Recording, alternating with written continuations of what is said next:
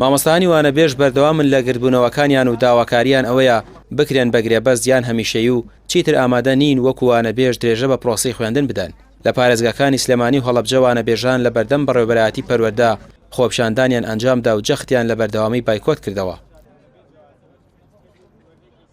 بایکۆتی مامۆستانی وانەبێژ کۆتایی دێ بەکردنەوەی دەرگای دامەزراندن. وابێ حکومەت یارێم ئەم جورئەتەی هەبێ، یعنی تەواوی وانەبێژان 26 ملیاریان پێویستە بۆی ببن بە هەمیشەیی. ئێستا 13 ملیار وەرەگرن. تەواوی وانەبێژانی کوردستان 13 ملیار وەرەگرن. 26 ملیار کێشەی مامۆسایان لەناو وەزارەتی پەروەردەیە چارەسەرەکە. ناکرێتەوە هەر ڕۆژەی هەر فەیلقێکی عسکەری کرایەوە تۆ پاری بۆ سەرف بکەی، هەر کەسێک بەخۆی و خێڵەکەی بچێتە ناو حیزبێکەوە پاری بۆ سەرف بکەی. باشە هەر کوڕە بەرپرسێک ڕاست بۆ تۆ پاری بۆ سەرف بکەی، هەرچی شوانی بەڕێزی لادەکانە بیکەی بە چەکدار و پاری بۆ سەرف بکەی، بەڵام کەرتی پەروەردەت پشتگوێ خسبێ. ئەگەر چی ئەمەش تا ئێستا شایستی دارایی مانگی 7-8مان وەرنەگرتووە، بەڵام بایکۆت و خۆپیشاندانی ئێمە تەنها بۆ دامەزراندنە بێت.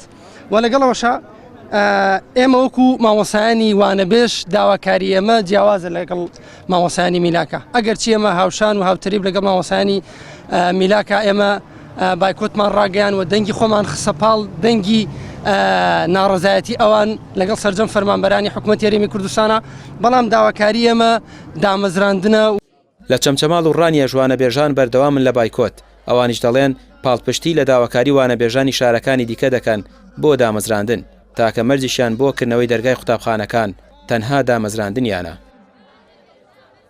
هاتوین داوای حکوومەتی خۆمان دەگەین کە دامەزراندنە ئەو مافوعەقەی کە لێمان زەوت کراوە چەند ساڵەوانە بێژین، حکوومەتە ئێستا بەدەم داواکاریەکانمانەوە نەهاتووە، ناچینەوە هەوڵەکانی خوێندن تا حکوومەت وەڵامێکی ڕاستمان دەداتوانێت. لەبەرچی خۆبوڵەکەین ئێمە هەموو وەکو مامۆستاکانی تر بڕۆ میلاشێک تەنها یەک حسەیەکی زیادەی وەرە بزانە چی هاوارێگەنێتەوە لە مەکتەبێ، بەڵام مامۆستایەکی وانەبێژ ئەوێ خۆبوڵی بکات.